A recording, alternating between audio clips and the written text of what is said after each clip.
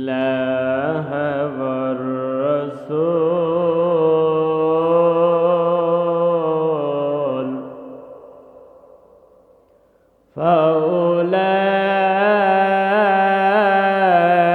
فأولئك مع الذين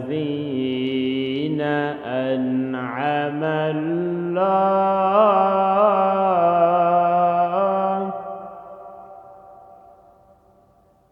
فأولئك مع الذين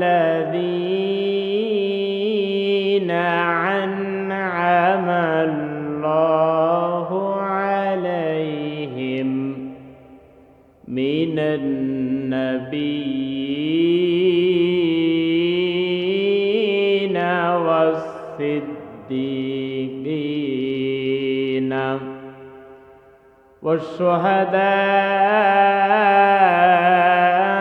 والشهداء والصالحين وحسن أولئك رفيقا.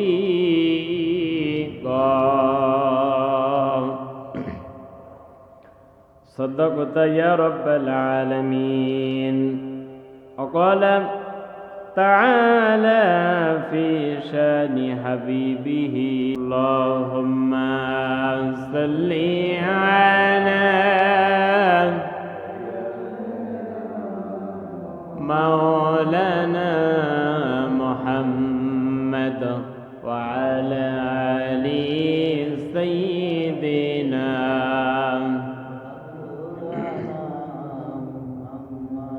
بلغ العلا بكماله كشف الدجى بجماله حسنت جميع خصاله صلوا عليه وآله بلغ العلا بكماله كشف الدجى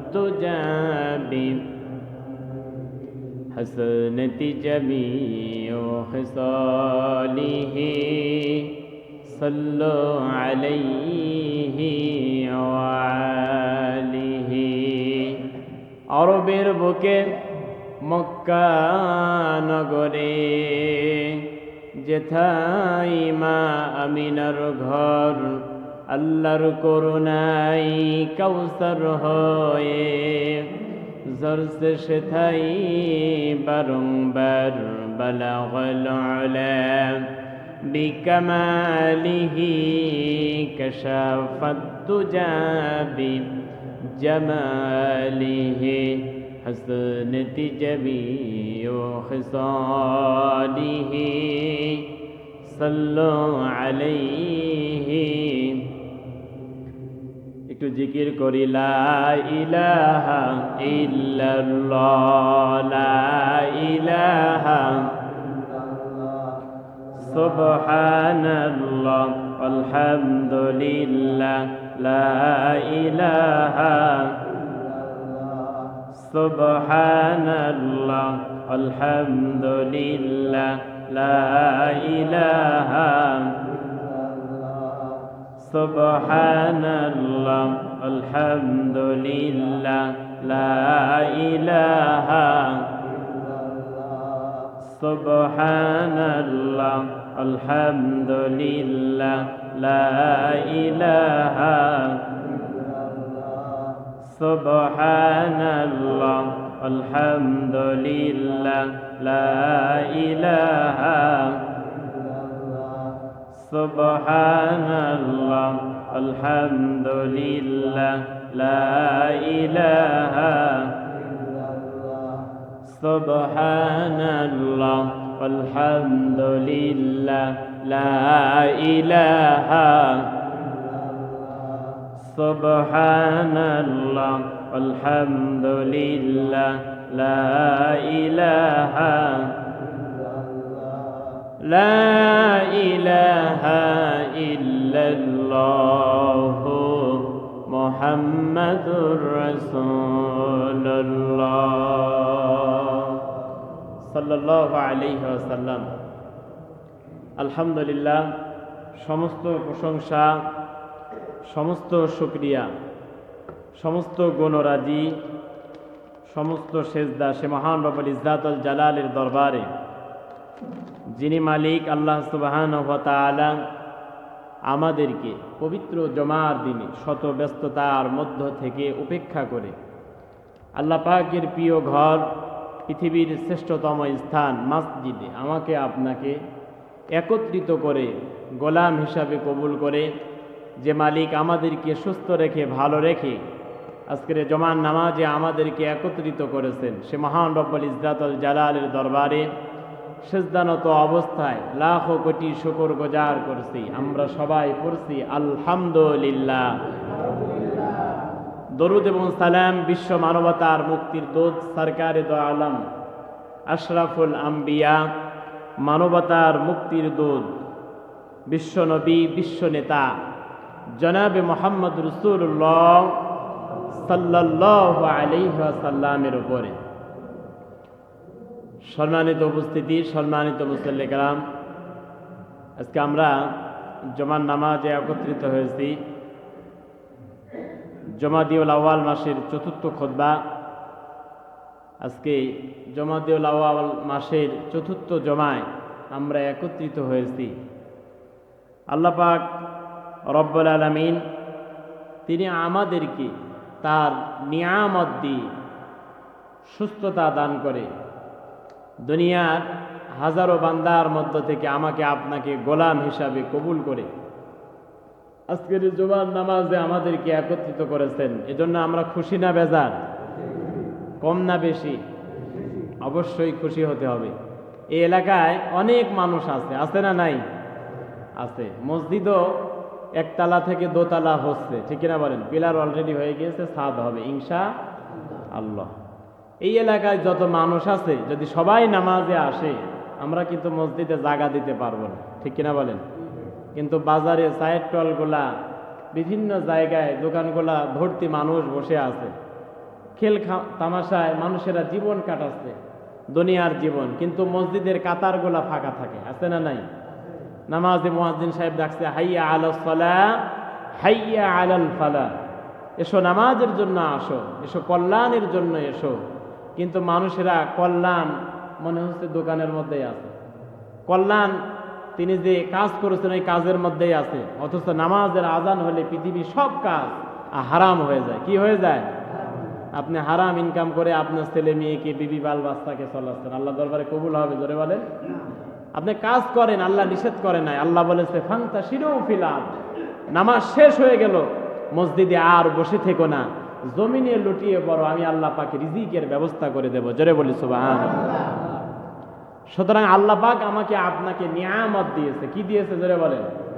নিয়ামত দিয়েছে। নিয়ামত ছাড়া এই পৃথিবীতে আমি আপনি এক মুহূর্তেও চলতে পারবো না। পারবো কি? জোরে বলেন। না, পারবো না। পৃথিবীতে যত পয়গম্বর এসেছে, যত নবী রাসূল এসেছে, আল্লাহ পাক প্রত্যেকটি নবী এবং রাসূলকে তাদের উম্মতদেরকে নিয়ামত দিয়েছে। জোরে বলি সুবহানাল্লাহ। কারণ নিয়ামতটা হচ্ছে আল্লাহর পক্ষ থেকে, এটা প্রাপ্তি। কার পক্ষ থেকে? জোরে বলেন। প্রাপ্তি। আল্লাহ পাক আমাকে আপনাকে নিয়ামত দিতে চান, কিন্তু আমি আপনি নিতে পারি না। কি পারি না? জোরে বলেন। নিতে পারি না। আপনাকে হাসিল করে নিতে হবে। সন্তান যদি মায়ের সামনে না কান্না করে, মা কিন্তু দুধ দেয় না, দিবে কি? আমি আল্লাহর বান্দা, আল্লাহ পাক জানে, কিন্তু আল্লাহর কাছে তো চাওয়া লাগবে, ঠিক কিনা বলেন? আল্লাহর কাছে চাওয়া লাগবে না? পৃথিবীর মানুষের কাছে আপনি একবার চাইবেন, দিবে। দ্বিতীয়বার যাবেন, রাগ করে দিবে। তৃতীয়বার আপনাকে বলবে এই বেটা কয়বার আসো, আমার কাছে নাই, অন্য জায়গায় যাও, ঠিক কিনা বলেন? কিন্তু আমার আল্লাহ রাগ করে না। আপনি যতবার চান আল্লাহ ততবার খুশি হয়ে যায়। সুবহানাল্লাহ। আল্লাহ ফেরেশতাদেরকে ডাক দিয়ে বলো, আমার ফেরেশতারা আমার বান্দাদের দিকে তাকাও, এই বান্দা বানাইতে নিষেধ করছিলা, যেই বান্দারা আমি আল্লাহর ভয়ে, জাহান্নামের ভয়ে দেখো আমার কাছে হাত পেতে কান্না করে। সুবহানাল্লাহ। আমরা যখন হাত পেতে আল্লাহর কাছে চাই, আল্লাহর খুব ভালো লাগে, আল্লাহর মায়া লাগে। আল্লাহ ফেরেশতাদেরকে ডাক দিয়ে বলে, দেখ আমার বান্দারা কেমনে চায়। সুবহানাল্লাহ। আল্লাহর হাবিব জানিয়েছেন, এই পৃথিবীতে বান্দারা যখন আল্লাহর কাছে চায়, আল্লাহর কাছে যখন কান্নাকাটি করে, কানতে কানতে চোখের পানি যখন নাকের ডগায় চলে আসে, আল্লাহ পাক তার আগেই বান্দাকে ক্ষমা করে নিয়ামত দিয়ে দেয়। আল্লাহর হাবিব বলেছেন, আল্লাহর কাছে দুইটা ফোঁটা আল্লাহর কাছে সব থেকে প্রিয়। এক নম্বরে যুদ্ধর ময়দানে, জিহাদের ময়দানে যেই মানুষেরা আল্লাহর জন্য, রসুলের জন্য, ইসলামের জন্য, কোরআনের জন্য নিজের জীবনকে তাজা রক্ত ফোঁটা এই জমিনে ঢেলে দিল, আল্লাহর কাছে এই রক্ত ফোঁটা সব থেকে বেশি প্রিয়। আর দুই নম্বরে এই ঠান্ডা, কনকনে ঠান্ডার মধ্যে শীতের পানি দিয়ে, ঠান্ডা পানি দিয়ে শীতের মধ্যে ওযু করে যায় নামাজ যখন বিছায়া, তাহাজ্জুদের নামাজে সিজদায় পড়ে মানুষ যখন চোখের পানি ছেড়ে দেয়, আল্লাহ বলেন ওই চোখের পানি আমি আল্লাহর কাছে সব থেকে প্রিয়। বান্দার এই কান্না দেখে আমি আল্লাহর এত ভালো লাগে, এত মায়া লাগে, আমার বান্দাকে সঙ্গে সঙ্গে আমি আল্লাহ পাক সেখানেই তার সে আশা পূরণ করে দেই। জোরে বলে সুবহানাল্লাহ। এই যে আমি আপনি দোয়া করছি, ফজরের নামাজে দোয়া করে গিয়েছি, ঠিক কিনা বলেন? জহরের জুমার নামাজে এসেছি দোয়া করব, আসরের নামাজে এসেছি দোয়া করব, কিন্তু আল্লাহ পূরণ করছে না। কিন্তু আল্লাহ পাক, রাসূলুল্লাহ হাদিসের মধ্যে বলেছেন, মানুষ যখন দোয়া করে আল্লাহ পাক তার সব দোয়াকেই কবুল করে। সুবহানাল্লাহ বলবেন না? হয়তোবা পৃথিবীতে সরাসরি দিচ্ছে না, কিন্তু আল্লাহ পাক কিয়ামতে এমন এক সময় আসবে, মানুষদেরকে আল্লাহ পাক এই জমানো দোয়াগুলা তাদেরকে দিয়ে দেবে। সুবহানাল্লাহ। মানুষ সেদিন খুশি হয়ে যাবে। দুনিয়া তো কিছুই নয়, আখিরাত হচ্ছে মানুষের সব থেকে বড় মূল্যবান সময়। সুবহানাল্লাহ। আল্লাহ পাক ওই মুহূর্তে বান্দাকে দান করবে। এই জন্য আমি আপনি দোয়া করব, দোয়া করতে কখনো কার্পণ্য করব না। করব কি? দোয়া কবুল হবে। আল্লাহ পাক কবুল করেন। আল্লাহ পাক এই পৃথিবীতে দোয়া কবুল করেন। আমরা মনে করেছি দোয়া কবুল করে না। আমরা পৃথিবীতে অনেক সময় দোয়া করি, আল্লাহ পাক দোয়া কবুল করে না। অনেক সময় আমরা অসুস্থতার জন্য দোয়া করি, দেখেছি আমরা অসুস্থতা থেকে ভালো হয়েছে, ঠিক কিনা বলেন? এই যে অসুস্থতা, এটাও আল্লাহ পাকের নিয়ামত। এটাও কি? জোরে বলেন, আল্লাহ পাকের নিয়ামত। রাসূলুল্লাহ বলেছেন, তোমাকে জ্বরে ধরেছে, রোগে ধরেছে, কখনো জ্বরকে, অসুখকে গালি দিও না। আল্লাহ পাক এই অসুস্থতার মাধ্যমে তোমার সব গুনাহগুলো মাফ করে দিতে পারে। সুবহানাল্লাহ। হযরত আইয়ুব আলাইহিস সালামকে পোকা ধরল। কি ধরল? জোরে বলেন। পোকা ধরল। পায়ের থেকে শুরু হলো মাথা পর্যন্ত সব জায়গায় পোকা, দুর্গন্ধ বের হলো। সব স্ত্রীগুলা ছেড়ে দিল, ছোট স্ত্রী তার সঙ্গে ছিল। গ্রামের মানুষের আইয়ুব আলাইহিস সালামকে দূর দূর করে তাড়ায় দিল।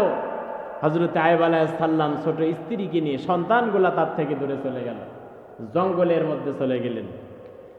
হযরত আইয়ুব আলাইহিস সালাম এক মুহূর্তের জন্য আল্লাহর কাছে অসুস্থতার জন্য বলে নাই, আল্লাহ তুমি আমাকে কেন অসুস্থতা দিয়েছো, আমাকে কেন রোগ দিয়েছো, তোমার পরে আমি নারাজ।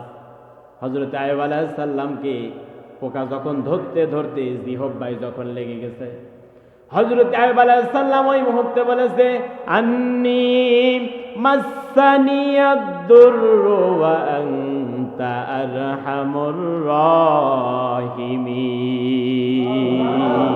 আলাইহিস সালাম বলেন, আল্লাহ সব জায়গায় তো পোকা লেগে গেল, তোমার কাছে কোনো অভিযোগ করি নাই, তোমার কাছে কিছুই বলি নাই, তোমাকে গালিও দেই নাই, বকাও দেই নাই, তবে আমার মালিক ও আমার রব সব জায়গায় পোকা খেয়ে ফেলেছে।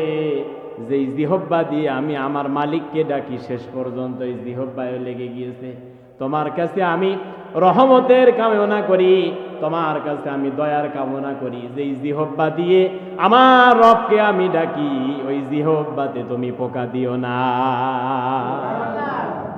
হযরত আইয়ুব আলাইহিস সালামের এই কথাতে আল্লাহ পাক আইয়ুব আলাইহিস সালামের প্রতি এত খুশি হলেন, আল্লাহ পাক আইয়ুব আলাইহিস সালামকে এত ভালোবাসলেন।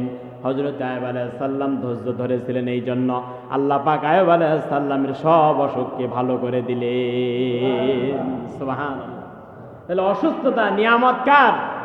আল্লাহ। এই পৃথিবীতে আমি আপনাদের সামনে সূরা আন-নিসার 69 নম্বর আয়াতে কারিমা তেলাওয়াত করেছি। এর মধ্যে আল্লাহ পাক বলেছেন, তোমরা কি কিয়ামতের ময়দানে পুরস্কার পেতে চাও না? আমরা কি পেতে চাই? তোমরা কি এই পৃথিবীতে নিয়ামত প্রাপ্ত, আমরা নিয়ামতের কথা বলতেছিলাম, ঠিক কিনা বলেন? তোমরা কি পৃথিবীতে নিয়ামত প্রাপ্ত বান্দাদের সঙ্গে চলতে চাও না, তাদের সাথী হতে চাও না? কিয়ামতের ময়দানে এই পৃথিবীর যেই বান্দা বান্দিরা নিয়ামত প্রাপ্ত বান্দাদের সাথী হবে, আল্লাহ পাক তাদেরকে মাফ করে তাদেরকে জান্নাত দিয়ে দেবে। জোরে বলি সুবহানাল্লাহ। আল্লাহ পাক রব্বুল আলামিন বলেন, ওয়া মান ইউতিইল্লাহা ওয়ার রাসূল ফাউলাইকা মা'আল্লাযীনা আন'আমাল্লাহু আলাইহিম মিনান নাবিয়্যিনা ওয়াস-সিদ্দীকিনা ওয়াশ-শুহাদা'i ওয়াস-সালিহিন وحسن أولئك رفيقا। আল্লাহ পাক বলেন, যারা ওমান ইউতিইল্লাহ ওয়ার রাসূল, এই পৃথিবীতে যারা আল্লাহ এবং রসুলের আনুগত্য করেছে, কিয়ামতের ময়দানে আল্লাহ পাক তাদের সাথী বানাবেন। ভালো করে শোনেন, আল্লাহ পাক তাদের সাথী বানাবেন যারা ফাউলাইকা মা'আল্লাযীনা আন'আমাল্লাহ। আল্লাহ পাক বলেন, এই পৃথিবীতে যারা আল্লাহ এবং রসুলের আনুগত্য করেছে, ইত্তেবা করেছে, কিয়ামতের ময়দানে আল্লাহ পাক ওই বান্দাদেরকে তাদের সাথী বানাবেন। ফাউলাইকা মা'আল্লাযীনা আন'আমাল্লাহ, এই পৃথিবীতে যারা নিয়ামত প্রাপ্ত বান্দা হয়েছে। জোরে বলি সুবহানাল্লাহ। তাহলে এক নাম্বার কথা হচ্ছে আল্লাহর আনুগত্য করতে হবে। কার আনুগত্য? জোরে বলেন। দুই নাম্বার হচ্ছে রসুলের ইত্তেবা করতে হবে, ঠিক কিনা বলেন? মুমিন হওয়ার পরে, মুসলমান হওয়ার পরে আমাদের আল্লাহ এবং রসুলের আনুগত্য করা বাধ্যতামূলক, ফরজ। আল্লাহ পাক ফরজ করে দিয়েছেন, ওয়াজিব নয়, ফরজ করে দিয়েছেন। আপনি যদি মুমিন বলে দাবি করেন, মুসলমান বলে দাবি করেন, আপনাকে আল্লাহ এবং রসুলের আনুগত্য করাই, তাহলে আপনার মুমিনত্ব থাকবে না, মুসলমানিত্ব থাকবে না। আপনি যতই নিজে নিজে মুখে স্বীকার করেন যে আমি মুসলমান, কিন্তু আপনার ভিতরে নামাজ নাই, ঠিক কিনা বলেন? আপনার ভিতরে হজ নাই, যাকাত নাই, আপনার ভিতরে দান সদকা নাই, আপনার ভিতরে জিকির নাই, এইগুলা যদি থাকে, তাহলে আল্লাহ পাক আপনাকে নিয়ামত প্রাপ্ত বান্দার সঙ্গে কিয়ামতের ময়দানে কবুল করবে না। এই জন্য প্রত্যেক রাকাতে নামাজে, নামাজের প্রত্যেক রাকাতে বলি, কি বলি?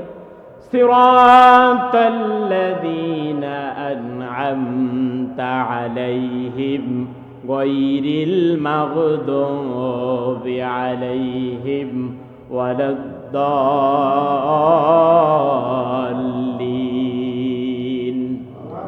সূরা ফাতিহার মধ্যে প্রত্যেক রাকাত নামাজের মধ্যে বললাম, আল্লাহ এই পৃথিবীতে যারা তোমার নিয়ামত প্রাপ্ত বান্দা ছিল, আল্লাহ গো তাদের সাথী তুমি আমাদেরকে বানায় নিও।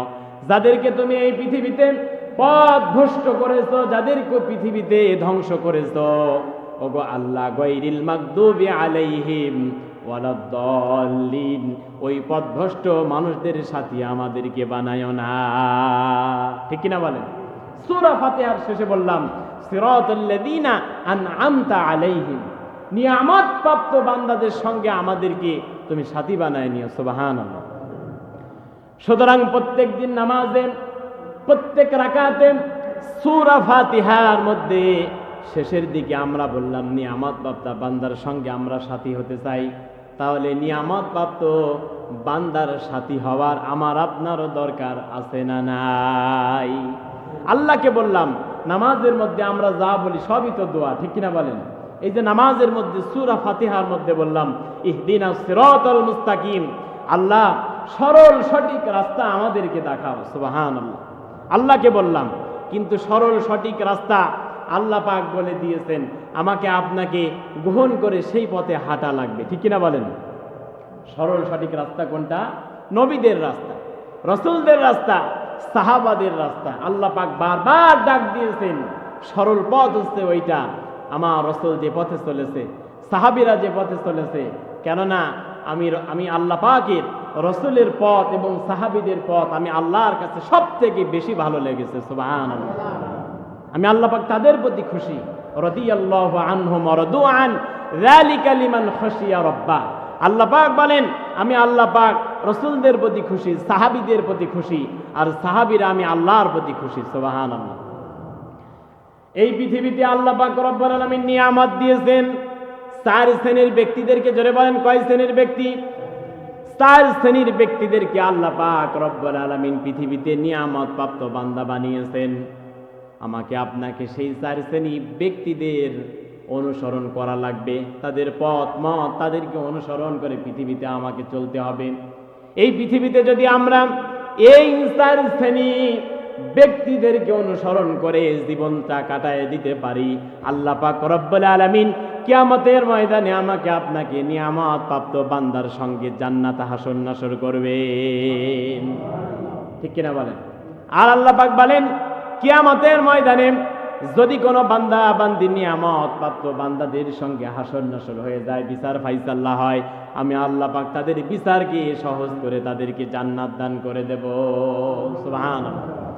সুতরাং আমরাও চাই এই পৃথিবীতে নিয়ামত প্রাপ্ত বান্দাদের সঙ্গে, ঠিক কিনা বলেন, আল্লাহ পাক রব্বুল আলামিন নিয়ামত প্রাপ্ত বান্দাদের চার শ্রেণী ব্যক্তির কথা এই কোরআনুল কারীমের আয়াতের মধ্যে সূরা আন-নিসার 69 নম্বর আয়াতে কারিমার মধ্যে তিনি কত সুন্দর করে বলেছেন, মিনান নাবিয়িনা ওয়াস-সিদ্দীকিনা ওয়াশ-শুহাদাই ওয়াস-সালিহিন।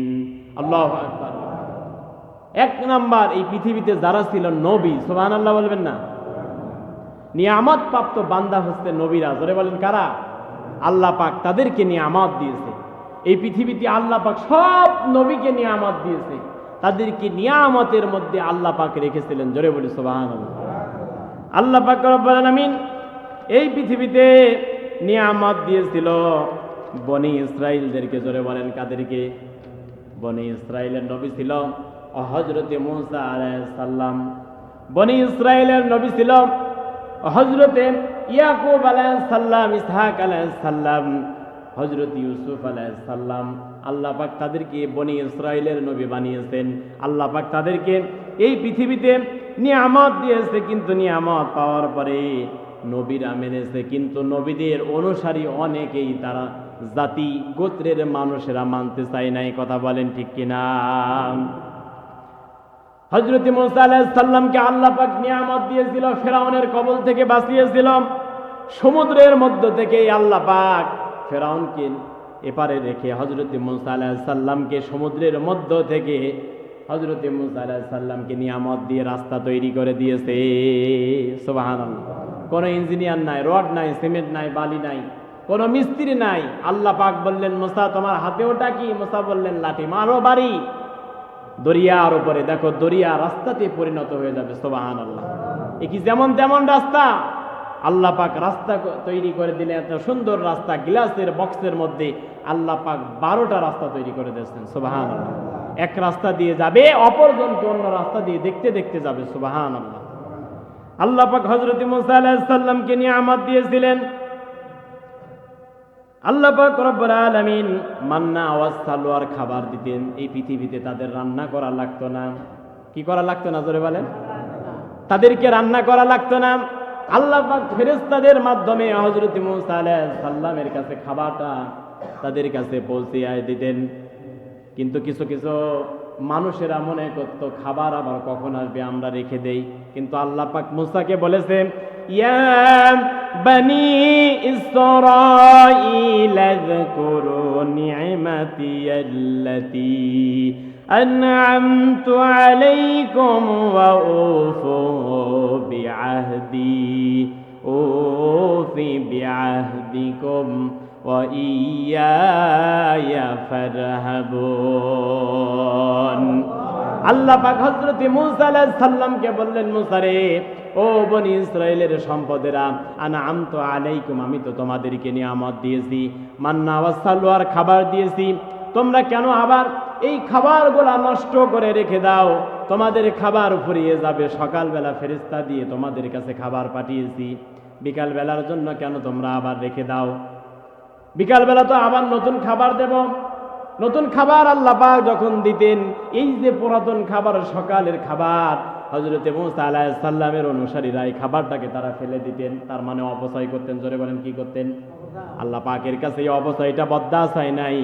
আল্লাহ পাক রব্বুল আলামিন মুসা আলাইহিস সালামকে আয়াত নাজিল করে বললেন, মুসা রে, আজ থেকে মান্না ওয়া সালওয়ার খাবার বন্ধ, আজ থেকে জমিনে চাষ করে খাও, কেমন মজা লাগে।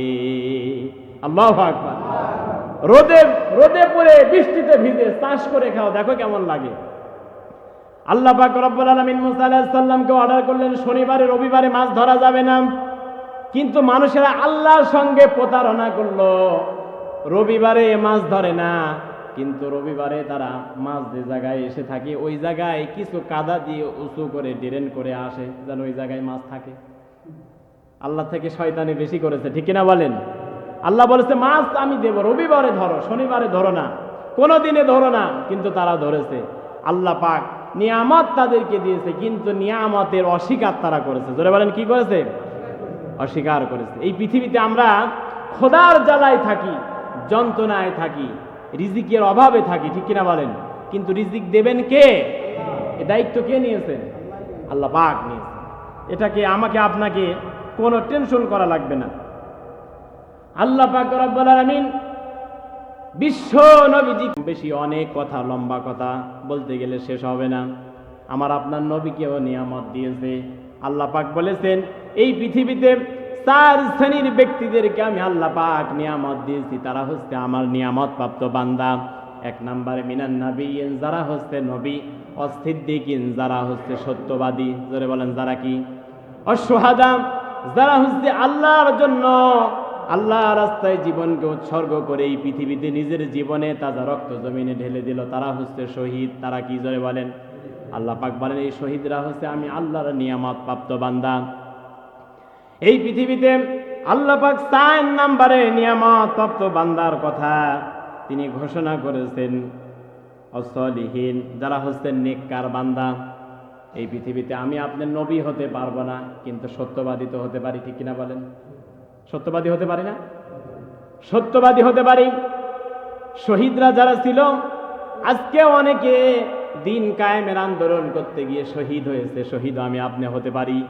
অসলিহীন নেককার বান্দাও আমি আপনি হতে পারি, কে পারি না? জোরে বলেন। সুতরাং নবী হওয়ার সুযোগ নাই, কিন্তু যদি নবীকে আমি আপনি ইত্তেবা করি, অনুসরণ করি, তাহলে কিয়ামতের ময়দানে আল্লাহ পাক রব্বুল আলামিন আমাকে আপনাকে এই সমস্ত বান্দাদের সঙ্গে হাসর নাসর করাবেন। জোরে বলি সুবহানাল্লাহ। নবীজি বের হলেন ঘর থেকে, পেটে খোদা, প্রচন্ড খোদা। আহারে, বিশ্ব নবী, এই পৃথিবীর শ্রেষ্ঠ মানুষ, আল্লাহর পরে যার মর্যাদা, উহুদ পাহাড় সব থেকে বড় পাহাড়। নবীজি বলেছেন আমি যদি আল্লাহকে বলতাম আল্লাহ ওই উহুদ পাহাড় আমি রসুলের জন্য স্বর্ণে পরিণত করে দাও, তাই হয়ে যেত, সুবহানাল্লাহ। কিন্তু আমি নবীজি দুঃখে থেকেছি, কষ্ট থেকেছি, কখনো চাই নাই, ভোগ বিলাসিতা আমি করি নাই, এই পৃথিবীর মানুষদেরকে আমি শিক্ষা দেওয়ার জন্য, সুবহানাল্লাহ। কষ্টের মাধ্যমে আমাকে আপনাকে রিজিক সন্ধান করতে হবে, ঠিক কিনা বলেন? কষ্টের মাধ্যমে, ভোগ বিলাসিতা আমাকে আপনাকে আখিরাতকে ভুলে রেখেছে, ঠিক কিনা বলেন? কিন্তু কষ্ট আমাকে আপনাকে বাস্তব নিয়তি শিক্ষা দেয়, বাস্তব সমাধান শিক্ষা দেয়। বাস্তব কষ্ট এই পৃথিবীতে আমাকে আপনাকে সমস্যার সম্মুখীন করে, ঠিক কিনা বলেন? আল্লাহর হাবিবের পেটে প্রচন্ড ক্ষুধা, আজ কয়দিন ভরে কিছুই খায় না। নবীজি আমার ঘর থেকে বের হলেন, পেটে পাথর বাঁধা।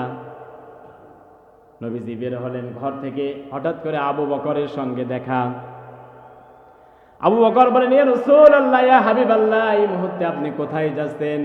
নবীজি আমার বলেন আবু বকর রে, আজকে কয়দিন ভরে কিছুই খাই না, আমার পেটের মধ্যে প্রচন্ড ক্ষুধা। ওরে আবু বকর, রিজিকের সন্ধানে বের হয়েছি, একটুখানি খাবার আমার দরকার। হযরত আবু বকর কেঁদে উঠলেন আর বললেন ইয়া রাসূলুল্লাহ, আল্লাহ পাক যাকে এই পৃথিবীতে সিদ্দিকের ডিগ্রি দিয়েছেন, তার থেকে মহা সত্যবাদী এই পৃথিবীতে আর কেউ নাই, সুবহানাল্লাহ। তার পেটেও ক্ষুধা, বলে ইয়া রাসূলুল্লাহ আমার বাড়িতেও তো খাবার নাই। হঠাৎ করে হযরত ওমর আসলেন, বলেন ইয়া রাসূলুল্লাহ, ইয়া হাবিবাল্লাহ, কোথায় যাচ্ছেন? আল্লাহর হাবিব বললেন ওমর রে, আমি আর আবু বকর রিজিকের সন্ধানে পাহাড়ের দিকে রওনা দিয়েছি। প্রচন্ড মরুভূমির মধ্যে প্রচণ্ড রোদের তাপের মধ্যেই পাহাড়ের দিকে আমরা রওনা দিয়েছি খাবার সন্ধান করার জন্য। আজকে কয়দিন ভরে আমারও পেটে খাবার নাই, আবু বকরের পেটেও খাবার নাই। হযরত ওমর কথা শোনার পরেই কেঁদে ফেলেছেন, বলতেছেন, ইয়া রাসূলুল্লাহ, ইয়া হাবিবাল্লাহ, আজকে কয়দিন ভরে তো আমি ওমরের পেটেও খাবার নাই। আল্লাহু আকবার, হযরত ওমরের পেটেও খাবার নাই। নবীজি আমার বললেন, আবু বকর, ওমর, চলো তিনজনই পাহাড়ের চূড়ায় উঠি। নবীজি আমার আবু বকর আর ওমরকে নিয়ে পাহাড়ের চূড়ায় যখন উঠলেন, উহুদ পাহাড়ের উপরে, উহুদ পাহাড় থরথর করে কাঁপতেছেন। জোরে বলি আল্লাহু আকবার। আল্লাহর হাবিব বললেন, পাহাড় রে কেন কাঁপিস? তোর উপরে তো একজন নবী আছে, একজন সিদ্দিক আছে, আর একজন শহীদ আছে। জোরে বলি সুবহানাল্লাহ। পাহাড় রে কাঁপিস না, তোর উপরে তো নিয়ামত প্রাপ্ত বান্দা আছে। জোরে বলি সুবহানাল্লাহ। কারণ বিশ্ব নবীজি হচ্ছেন নবী, আবু বকর হচ্ছে সিদ্দিক, আর হযরত ওমর হচ্ছে শহীদ। সুবহানাল্লাহ বলবেন না? আল্লাহ পাক চার শ্রেণী ব্যক্তি নিয়ামত প্রাপ্ত বান্দার কথা বলেছেন। তিনজনা পাহাড়ের উপরে দাঁড়িয়ে আছে, আর তারা তিনজনই সলিহিন নেককার বান্দা। কথা বলেন ঠিক কিনা? তার মানে চারটাই পূরণ হয়ে গিয়েছে। নবীজি হস্তে পাহাড়ের উপরে বসলেন, আবু বকরকে বললেন, আবু বকর বসো। ওমর বসলেন, বললেন, আল্লাহর কাছে দোয়া করলেন 2 রাকাত নামাজ আদায় করে। বললেন, আল্লাহ, আমি তোমার হাবিব, আর দেখো আমার পাশে সিদ্দিক আর আমার বাম পাশে শহীদ। সিদ্দিক আর শহীদকে নিয়ে আমি নবী তোমার কাছে হাত পেতেছি। আল্লাহ, আজকে কয়দিন ভরে আমরা তিনজন কিছুই খাই নাই। ওগো আমার আল্লাহ, দয়া করে একটু রিজিকের ব্যবস্থা করে দাও। আল্লাহ নবীজির চোখ দিয়ে পানি বেয়ে বেয়ে পরে উহুদ পাহাড়ের উপরে পড়ে যায়। উহুদ পাহাড় থামা বাদ দিয়ে কান্না শুরু করেছে, উহুদ পাহাড় কাঁপা শুরু করেছে। আল্লাহ নবীজি বললেন, উহুদ পাহাড় রে কান্দিস না, তুই কাঁপিস না। আমি নবীজি বললাম, উহুদ পাহাড় রে তুই এই মুহূর্তেই থেমে যা। সুবহানাল্লাহ। আল্লাহর হাবিব যখন উহুদ পাহাড়ের উপরে থাবা মারলেন, সঙ্গে সঙ্গে উহুদ পাহাড় থেমে গেল। নবীজি আমার দোয়া করে আবু বকর আর ওমরকে নিয়ে রাস্তা দিয়ে হাঁটতেছিলেন। হঠাৎ করে ওমর হযরত নবীজিকে বললেন, ইয়া রাসূলুল্লাহ, ইয়া হাবিবাল্লাহ, একজন সাহাবীর বাড়ির সামনে আছে, চলেন ওই সাহাবীর বাড়ি আমরা তিনজনা ঢুকি। নবীজি আমার বললেন, ওমর রে, তুমি যে প্রস্তাব দিয়েছো জানি না সাহাবীর বাড়ির হাল হাকিকত কি অবস্থা, তবে চলো আমরা ঢুকি। হযরত ওমরের কথা শুনে নবীজি আমার আবু বকর ওমরকে সঙ্গে নিয়ে সাহাবীর বাড়িতে ঢুকলেন। ঢোকার পরে সালাম দিলেন, আসসালামু আলাইকুম ইয়া আহলাল বাইত। ভিতর থেকে সালামের জবাব আসলো, তার স্ত্রী জবাব দিল, কিন্তু ভিতর থেকে কেউ বের হয় না। নবীজি আবারও সালাম দিলেন, কিন্তু সালামের জবাব পুরুষ মানুষের কণ্ঠ আসে না। আল্লাহর নবীজি আবারও সালাম দিলেন, বাড়ির ভিতর থেকে পুরুষ মানুষের কণ্ঠ আসে না। অনেকক্ষণ নবীজি আমার দাঁড়িয়েছিলেন, দাঁড়ানো থাকার পরে নবীজি আমার ব্যাক করলেন, রওনা দিলেন। এমন সময় দরজার সামনে সে বিশ্ব নবীজির একজন সাহাবী দরজা খুলে দিলেন। নবীজিকে ডাক দিলেন, বললেন, ইয়া রাসূলুল্লাহ, ইয়া হাবিবাল্লাহ, আমি আপনি আমার দরজার সামনে এসে বারবার সালাম দিচ্ছিলেন, কেননা সালাম তো হচ্ছে শান্তির বাণী, আর পৃথিবীর শ্রেষ্ঠ মানুষ আমার দরজার পাশে এসে সালাম দিয়েছে, এর থেকে বড় নিয়ামত আমি সাহাবীর আর কিছু হতে পারে না। সুবহানাল্লাহ। এজন্য আপনি যতক্ষণ বারবার যখন সালাম দিচ্ছিলেন, বাড়ির ভিতর থেকে আমি তত মনে করতেছিলাম, আল্লাহ নবীজি আমার দরজার সামনে দাঁড়ায় সালাম দেয়, বারবার যেন আমি সাহাবী নিয়ামত প্রাপ্ত বান্দা হয়ে যাচ্ছি। এই জন্য আমি দরজা খুলে দেই না। ইয়া রাসূলুল্লাহ, ইয়া হাবিবাল্লাহ, আপনাদের তিনজনকেই দাওয়াত দিলাম, আপনি এই মুহূর্তেই আবু বকর আর ওমরকে নিয়ে আমার ঘরের মধ্যে ঢুকে পড়ুন। সুবহানাল্লাহ। নবীজি আমার আবু বকর আর ওমরকে নিয়ে সাহাবীর ঘরের মধ্যে ঢুকলেন। ঘরের মধ্যে ঢোকার পরে সাহাবী কাঁদতেছেন, দোয়া করতেছেন, আল্লাহ, আমার ঘরে তো খাবার নাই, অথচ পৃথিবীর শ্রেষ্ঠ মেহমান আমার বাড়িতে এসেছে, কি তাকে খেতে দেব? নবীজির সঙ্গে আবু বকর এসেছে, নবীজির সঙ্গে ওমর এসেছে, পৃথিবীর তিনজন শ্রেষ্ঠ মানুষ আমার ঘরের মধ্যে প্রবেশ করেছে। আল্লাহ পাক যাদের সম্পর্কে কোরআনে আয়াত দিয়েছেন, ওয়ামান ইউতিইল্লাহ ওয়ার রাসূল ফাউলাইকা মা'আল্লাযীনা আন'আমাল্লাহু আলাইহিম মিনান নাবিয়্যিনা ওয়াস-সিদ্দীকিনা ওয়াশ-শুহাদাই ওয়াস-সালিহিন।